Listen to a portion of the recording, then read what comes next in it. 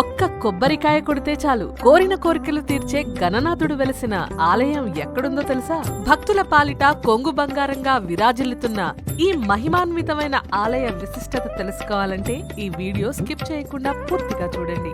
కాణిపాకం తర్వాత అంతటి ప్రాశస్త్యం కలిగిన ఆలయం అయినవెల్లి విఘ్నేశ్వర స్వామి ఆలయం. ఇక్కడి గణనాథుడు స్వయంభూగా వెలసి ఈ క్షేత్రాన్ని అత్యంత మహిమాన్వితంగా మార్చాడు.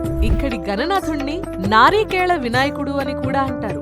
మనసులో కోరికను తలుచుకొని భక్తితో ఒక్క కొబ్బరికాయ కొడితే చాలు కోరిన కోర్కెలు తీర్చే నారీకేళ గణనాథుడు భక్తులచే నిత్యం పూజలందుకుంటున్నాడు. పవిత్ర గోదావరి నది ఒడ్డున పచ్చని కోనసీమ అందాల నడుమ తూర్పు గోదావరి జిల్లా రాజమహేంద్రవరానికి సుమారు 60 కిలోమీటర్ల దూరంలో అయినవెల్లి విఘ్నేశ్వర స్వామి ఆలయంలో ఏకదంతుడు సిద్ధి వినాయకునిగా కొలువై ఉన్నాడు. సాధారణంగా దేవాలయాలు తూర్పు ముఖంగా ఉంటే అయినవెల్లిలో మాత్రం వినాయకుడు దక్షిణముఖంగా కొలువై ఉంటాడు. అందుకే అయినవెల్లిలో దక్షిణముఖ ద్వారంగా ఉండే గృహాలకు ఎటువంటి విఘ్నాలు కలగవని, ఆ ఇంట్లో నివసించేవారు ఎప్పుడూ సుఖశాంతులతో ఉంటారని ప్రతీతి. ప్రతినిత్యం స్వామివారికి కొబ్బరి నీళ్లు, పండ్ల రసాలతో అభిషేకాలు నిర్వహించడం ఈ ఆలయ ప్రత్యేకత.